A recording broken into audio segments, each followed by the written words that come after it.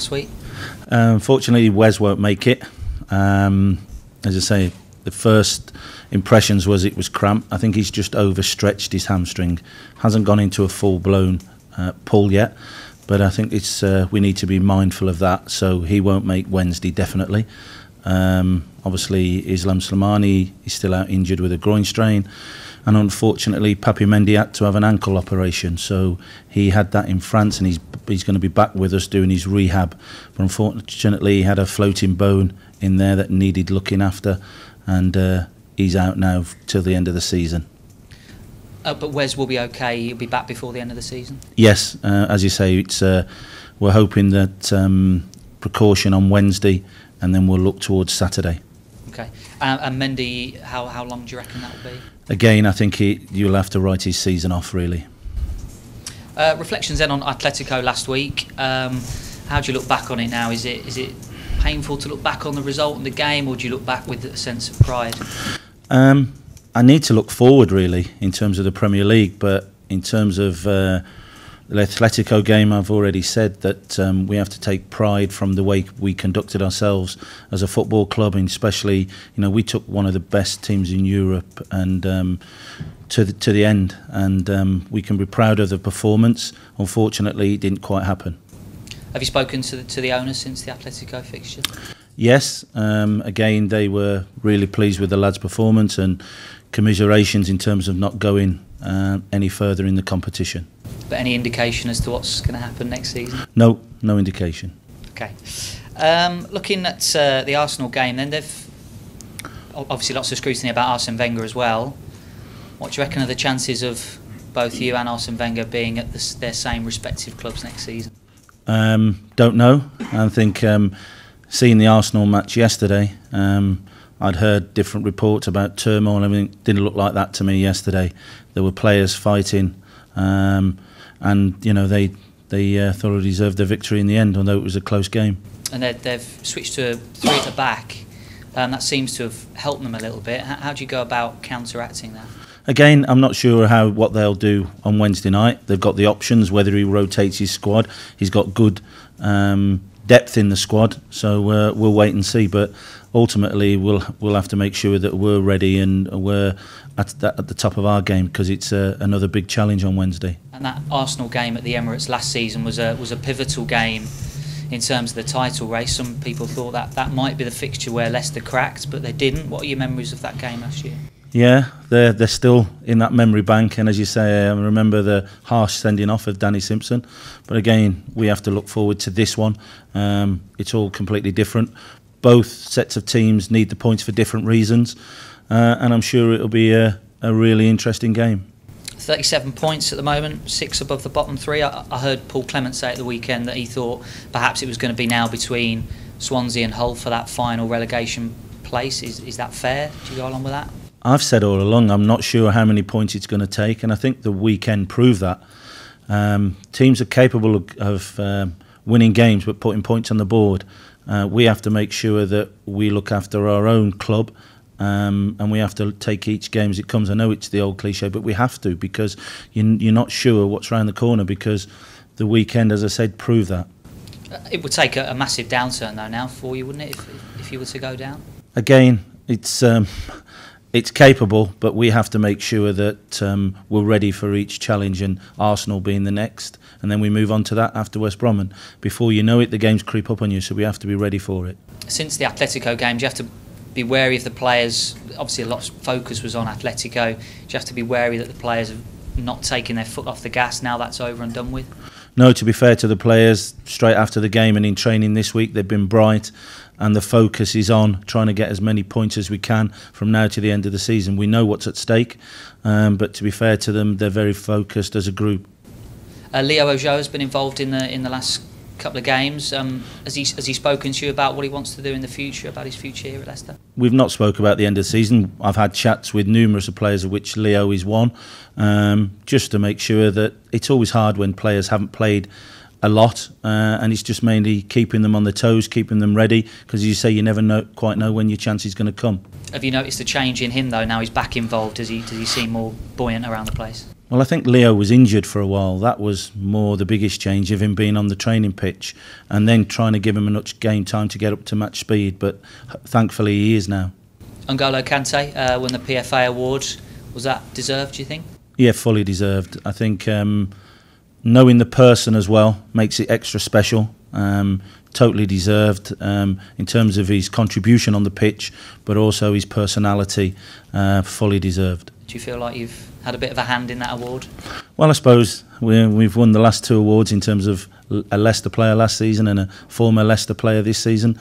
So maybe our recruitment department can take a pat on the back for that. But also, of course, he's a Chelsea player now, and he fully deserves that award. Who's the next one then from Leicester? Drink water? Well, let's wait and see for next season.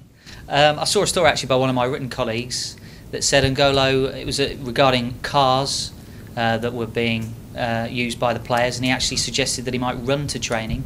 Are you aware of that? Can you confirm that? No, he used to come in his Mini, and as far as I know, he still drives his Mini. He popped in to see us at the hotel last week when we played against Crystal Palace, which sums his personality up. He came in and to see the staff, to see the players, and we all looked for a big Bentley outside and everything, but no, he was still in his Mini, so as you say, it just sums the person up. Good lesson for the youngsters, that, isn't it? Yeah, I think so. I think, as you say, it's he always keeps his feet firmly on the ground. Thank you very much. Good luck. Thank you. Linda, please. Craig, those 8-day break in between Atletico and this next match, it hasn't really helped you on the injury front, but mentally recovering from big games against Atletico, do you think that's helped you a bit? Yeah, I think we didn't moan too much about the 4 games in 10 days. It was hard on us in terms of physically, mentally, but we've managed to get a few recovery days now, and as you say, the brightness in training. If you point towards that, I think the players have looked sharp, and hopefully now that rest has done us good. Previously, you've had that carrot of the Champions League to play for. You haven't got that now, and I know you're not going to say you're safe, but is it difficult to try and lift everyone and make them realise that there's quite a lot to play for to the end of the season? No, honestly, it's not hard, because probably the bigger carrot is the Premier League, and as I've said all along that we aren't safe, and even when we're mathematically safe, if that arises, we have to make sure that we try and win every game, because the competitive nature of football, the competitive nature of me, the players, that has to be the motivation, and that won't stop to the end of the season.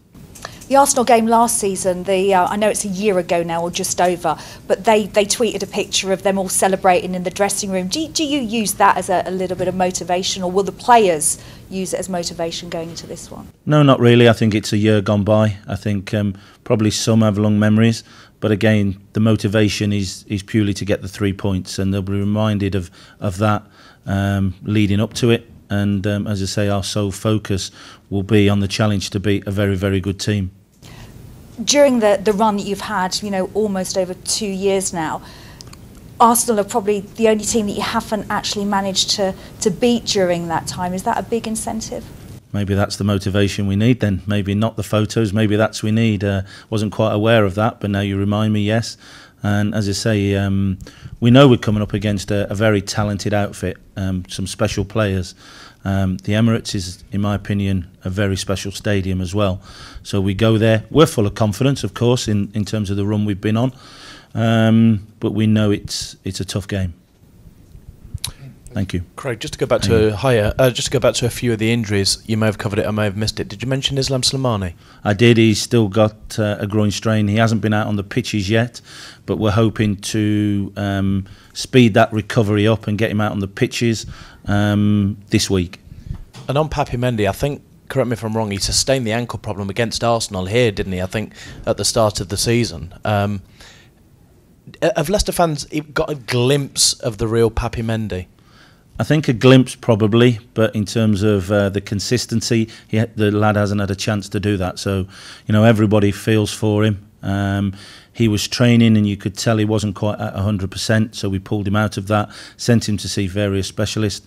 Now we think we've got to the root of the problem. We're hoping that clears up, and let's hope then when he's back and fully fit, he can then step on. And when he is back and fully fit, what can fans look forward to seeing? What have you seen in Papi Mendy when he is 100% that we may witness? Well, he's a very energetic player, gets around the pitch, but his passing ability is very, very good, so his range of passing is very good. But again, we'll have to be patient with him, because sometimes these players take a bit longer to settle in, and I know he felt the pressure in wanting to do well. We spoke about that, but he needs to make sure he's 100% fit now. You've had some tests as a manager. I'm not sure many will have had the roller coaster that you've had in your relatively short time. How big a test though is it now, with not only it just being Arsenal, but you've mentioned briefly the relegation not 100% there, and the fallout from the Champions League? How big a test is this for you? Yeah, I'm still enjoying it, believe it or not, but it's from the first Friday of walking in here to a full room. I don't think it was like the O2 in here and that day, and now you see it now. But it's been a challenge, but one that I've really enjoyed, and I think sometimes you learn as you go along. I think I've certainly done that. I've tried to be open and take things on board. But again, you learn about it as you go along, and as you say, we'll sit down at the end of the season, myself, in terms of the reflection, and reflect on my own performances as well as the team's. Been quite a journey already. What do you make of the inconsistent form, hot and cold form, somewhat of Arsenal under Arsene Wenger? You've mentioned the scrutiny he's been under and talk of an unstable team on the pitch. What do you make of their relatively inconsistent form? I think footballers generally can be inconsistent. I think for a team of Arsenal's calibre, okay, sometimes it can be a surprise, but I can only reflect on the game I saw yesterday, where the performance levels were very, very good. Even the game before that, they've won away at Middlesbrough, which is a really tough ask. So, they're going into it with two good performances, and they'll forget the other games that have gone on before that. And with an inconsistent Arsenal, Manchester City don't look like they're going to win a trophy this season. Man United are struggling for a top 4 place. What do you think about the landscape of the Premier League at the moment, and how do Leicester City need to adapt to any changing landscape? Well, I think first and foremost we have to concentrate on us, and with 6 games left, we have to try and get maximum points in those. I don't think we need to worry about the others, because again, we have to really, really concentrate on ourselves. You mentioned the PFA player, Riyad, of course, last season, and N'Golo won it this season, both, and you mentioned that scouted by Leicester City Football Club. Does that prove that there are still gems out there that could be scouted and that need testing at Premier League level? You don't always have to spend tens of millions of pounds on players? No, I think, as you say, the proof's there. I think it's harder now than ever it was. I think they're few and far between because of the amount of people out there. And by that I mean scouts. But I think there's still an opportunity for lads on the lower leagues. They should never really think that it's not there for them, because the moment they do that, it won't be. But they have to keep believing. Are you worried about relegation still? Worried? No. Concerned in terms of where we're at. We know we need more points. But, the pressure's there every game you go into. As I say, our confidence has been really good. We have to maintain that. I didn't ask you after the Champions League game, and this will probably be the last one I ask on the Champions League. What would your abiding memory be of the course of the 10 games, when recounting and reflecting in the summer on a beach somewhere? What would be your abiding memory of life in the Champions League? I've got you on a beach now. Dear, oh dear, I can't get that out of me. I think it has to be the Seville game. I think it has to be. I think winning the game here and seeing how the support, the players, the way they took to that game, and ultimately the end result, and seeing everyone celebrate on there, I think that will be a long-lasting memory. I'll send you a postcard. Good luck Wednesday. Thank you. No more for today, folks. We're going to tomorrow.